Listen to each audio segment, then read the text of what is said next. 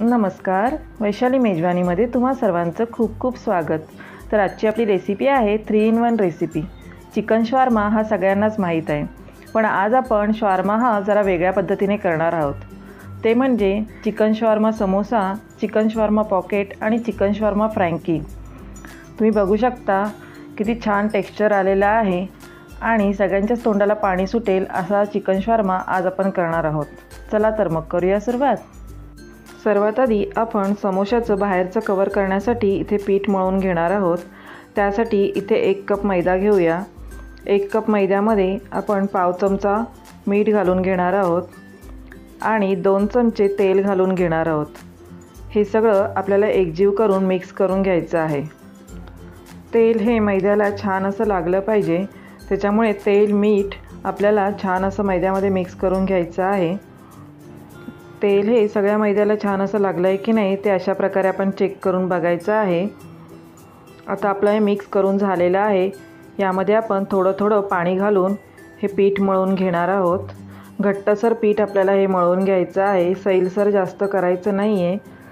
तेल हे पिठाला आधी लावून घेतल्यामुळे समोशाचं बाहेरील कवर हे छान क्रिस्पी होते आणि चिवी होत नाही। आता आपलं पीठ मळून झालं आहे। आता आपण पिठाला जरा 10 ते 15 मिनटं आराम करून देऊया। दुसरीकडे एका बाउलमध्ये मी 200 ग्रॅम बोनलेस चिकन घेतलं आहे। त्यामध्ये आता चिमूटभर हिंग, पाव चमचा हळद, पाव चमचा जिरेपूड, अर्धा चमचा धणेपूड, अर्धा चमचा गरम मसाला, अर्धा चमचा आमचूर पावडर आणि 2 चमचे काश्मीरी लाल मिरची पावडर घालून घेऊया। त्यानंतर चवीप्रमाणे मीठ घालूया आणि अर्ध्या लिंबाचा रस आपण यामध्ये घालून घेणार आहोत।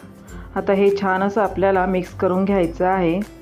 मसाले छान असे मिक्स झाल्यानंतर आता यामध्ये 1 चमचा अद्रक लसूण पेस्ट घालून घेऊया आणि 2 चमचे दही घालून घेऊया। आता हे परत एकदा छान मिक्स करून घेऊया।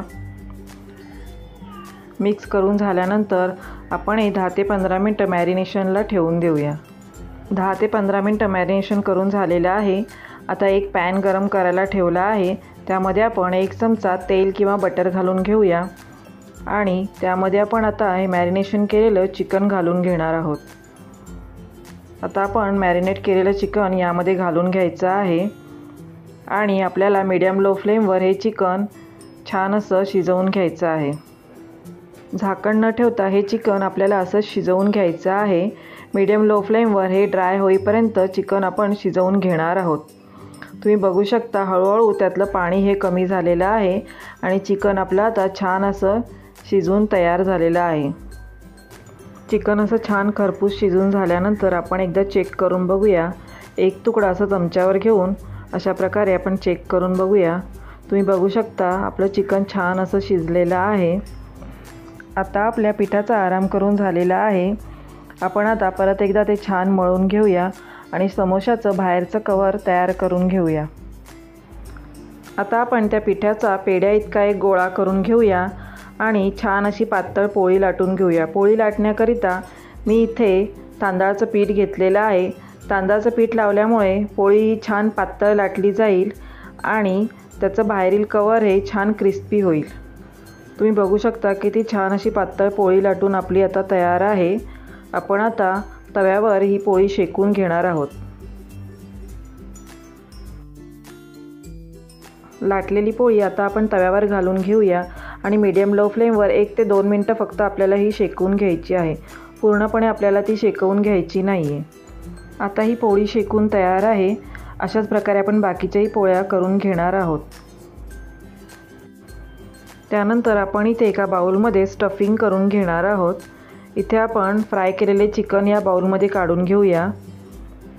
यामध्ये आता बारीक चिरलेला गाजर घालून घेऊया, बारीक चिरलेला कोबी घालून घेऊया आणि थोडेसे बीटचे काप देखील घालून घेऊया। त्यानंतर आपण यामध्ये 1 मोठा चमचा मेयोनीज घालून घेऊया आणि थोडंसं चीज खिसून घालून घेणार आहोत। अशा प्रकारे आपलं हे आता स्टफिंग तयार आहे। आपण आता ते एकदा छान मिक्स करून घेऊया। भाज्या तुम्ही तुमच्या आवडीप्रमाणे यामध्ये घालू शकता। आता आपलं स्टफिंग हे तयार आहे। दुसरीकडे एका वाटीमध्ये 1 चमचा मेयोनीज घेतलेला आहे, त्यामध्ये 1 चमचा चिली सॉस घेतलेला आहे। आता हे छान मिक्स करून घेऊया आणि आपल्याला फ्रँकीला लावण्यासाठी सॉस तयार आहे। इथे 1 चमचा आपण मैदा घेऊया, त्यामध्ये थोडेसे पाणी टाकून आपण एक पेस्ट तयार करून घ्यायची आहे। इथे आपण एक पोळी घेऊया आणि त्यावर आपण बनवलेले चिकनचे स्टफिंग घालून घेणार आहोत। स्टफिंग घालून झाल्यानंतर अशा प्रकारे पोळी आपण फोल्ड करून घ्यायची आहे आणि आपण मैद्याची जी पेस्ट बनवली होती ती अशा प्रमाणे साईडला लावून घ्यायची आहे। पोळीच्या चारी बाजूंना मैद्याची पेस्ट लावून झाल्यानंतर दोन्ही बाजूंनी फोल्ड करून आपल्याला अशा प्रकारे पॉकेट तयार करून घ्यायचं आहे। चिकन पॉकेट्स आता आपलं तयार आहे। अशाच प्रकारे आपण सगळे पॉकेट्स तयार करून घेऊया। आता आपण चिकन समोसा कसा करायचा ते बघणार आहोत। इथे मी एक पोळी घेतलेली आहे, सुरीच्या साहाय्याने आपण त्याचे असे 2 भाग करून घेणार आहोत। त्यातला एक भाग आता आपण घेऊया आणि मी दाखवत असल्याप्रमाणे आपण एका साईडला मैद्याची पेस्ट लावून घेणार आहोत आणि त्यावर दुसरी साईड आपण चिटकवून घेणार आहोत। अशा पद्धतीने आपला समोशाचा कोन तयार झालेला आहे। यामध्ये आता आपण स्टफिंग भरून घेऊया आणि त्याच्या कडा परत मैद्याची पेस्ट लावून आपण बंद करून घेणार आहोत। अशा पद्धतीने आपण त्या मैद्याची पेस्ट लावून समोशाच्या कडा बंद करून घेऊया आणि आता आपला चिकन समोसा तयार आहे। या पद्धतीनेच आपण दुसराही समोसा तयार करून घेऊया। समोसे आणि पॉकेट्स तयार झाल्यानंतर आपण इथे एक पोळी घेऊया। ही पोळी जरा जास्त शेकवून घेतलेली होती, त्यावर आपण तयार केलेला सॉस हा स्प्रेड करून घेऊया आणि आपलं चिकनचं स्टफिंग यावर आपण अशा पद्धतीने घालून घेऊया। यावर आता थोडासा बारीक चिरलेला कोबी घालून घेऊया, कांदा घालून घेऊया, थोडेसे गाजराचे काप घालून घेऊया आणि थोडेसे बीटचे काप देखील घालून घेऊया। तुम्ही यामध्ये बटाट्याचे फ्राईज पण घालून घेऊ शकता। फ्रँकी आता आपली रेडी आहे। आपण ती रोल करून घेऊया आणि फ्रँकी रोल केल्यानंतर आपण आता समोसे आणि पॉकेट्स जे बनवले होते ते तळून घेणार आहोत। मीडियम टू हाय फ्लेमवर मी इथं तेल गरम करून घेतलेले आहे, त्यामध्ये आता आपण बनवलेले पॉकेट्स घालून घेणार आहोत आणि 1 ते 2 मिनटं हाय फ्लेमवर आपण हे तळून घेणार आहोत। चिकन पॉकेट्स हे आपले हलक्या गोल्डन ब्राऊन रंगावर तळून झालेले आहेत। आपण ते आता काढून घेऊया। चिकन पॉकेट्स तळून झाल्यानंतर आपण आता चिकनचे समोसे तळून घेऊया। अशा प्रकारे आपण समोसे तेलात घालून घेऊया आणि 1 ते 2 मिनटं हाय फ्लेमवर हलक्या गोल्डन ब्राऊन रंगावर ते तळून घेऊया। आता आपले चिकनचे समोसे तळून झालेले आहेत, आपण ते काढून घेऊया। नवीन स्टाईलचा चिकन शवारमा तुम्ही नक्की करून पहा आणि आम्हाला आपल्या कमेंट बॉक्समध्ये कळवा। तुम्हाला आमची रेसिपी आवडली असल्यास व्हिडिओला लाईक करा आणि नवीन रेसिपी पाहण्याकरिता वैशाली मेजवानीला सबस्क्राईब करा।